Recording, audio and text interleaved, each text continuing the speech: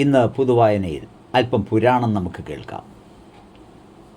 ശിവൻ്റെ ഒരു കാട്ടാള ഭാവത്തിലുള്ള രൂപമാണ് കിരാതമൂർത്തി. പാശുപതാസ്ത്ര സമ്പാദനത്തിനായി പാണ്ഡവനായ അർജുനൻ പരമശിവനെ ധ്യാനിച്ച് കഠിന തപസ് അനുഷ്ഠിച്ചു. തപസ്സിൻ്റെ പാരമ്യത്തിൽ സ്വതവേ ക്ഷിപ്രപ്രസാദിയായ ഭഗവാൻ പാർത്ഥന് അഭിഷ്ടവരം നൽകുവാൻ അമാന്തിക്കുന്നത് കണ്ട് പാർവതി പരിഭവിച്ചു.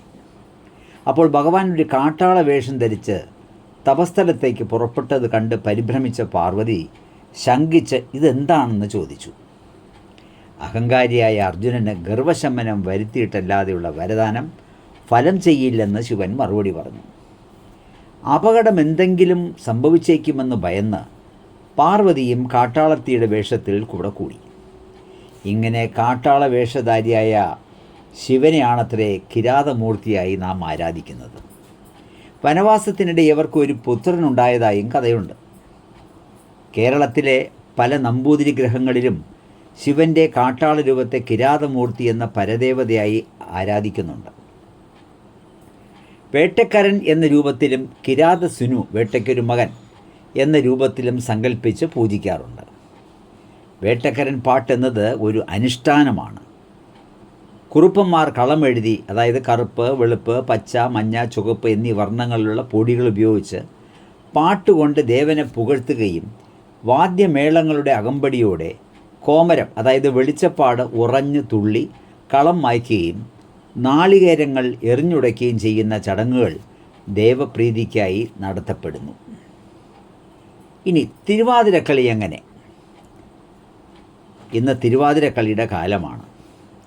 ശ്രീ പാർവതി പരമശിവന് ഭർത്താവായി ലഭിക്കാനായി കഠിനമായ തപസ് ചെയ്യുകയും ശിവൻ ധനുമാസത്തിലെ തിരുവാതിര നാളിൽ പാർവതിക്ക് മുന്നിൽ പ്രത്യക്ഷപ്പെട്ട് ഭർത്താവാകാൻ സമ്മതിക്കുകയും ചെയ്യുന്നു.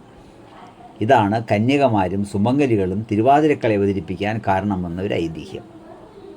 കാമദേവനും ശിവനുമായി ബന്ധപ്പെട്ട് മറ്റൊരു ഐതിഹ്യവും പ്രചാരത്തിലുണ്ട്. പാർവതിയുമായി അനുരാഗം തോന്നാനായി ശിവന് നേർ കമ്പയുകയും ശിവൻ ക്രോധത്തിൽ കാമദേവനെ തൃക്കണ്ണ് തുറന്ന് ദഹിപ്പിക്കുകയും ചെയ്തു.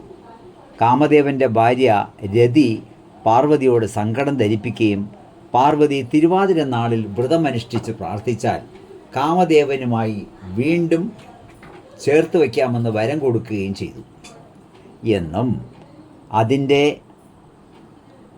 തുടർച്ചയായാണ് ഇന്നത്തെ തിരുവാതിരക്കളി എന്നുമാണ് വിശ്വസിക്കുന്നത്.